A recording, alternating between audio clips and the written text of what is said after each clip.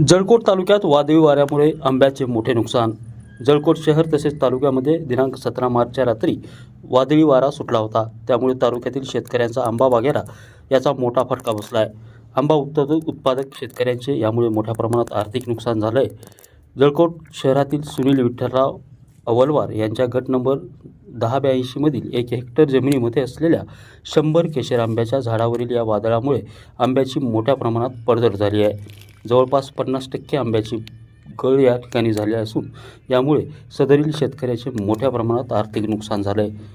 या शेतकऱ्यांनी गेल्या 4 वर्षापासून आपल्या बागेची पोटाच्या लेकराप्रमाणे काळजी घेतली होती. आता काही दिवसामध्ये ही बाग तोडणीला देखील येणार होती.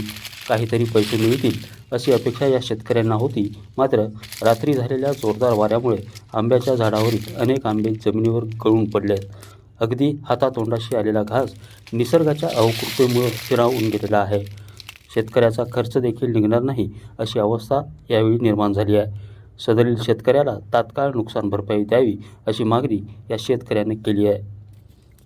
जळकोटहून ओंकार सोनटकेसह नितीन बनसोडे, एकमत डिजिटल, जळकोट. आमची केशर आंब्याची बाग मागील 15 वर्षापासूनची आहे आणि आज तागायत मी 10 वर्षापासून फळ घेतो आणि रात्रीच्या वादळी वाऱ्यामुळे जवळपास 60% नुकसान झालेलं आहे.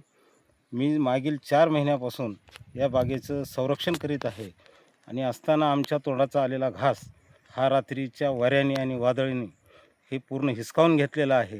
तरी शासनाने आम्हाला जायामोक्यावर येऊन पंचनामा करून योग्य तो न्याय देण्यात यावा ही माझी नम्र विनंती.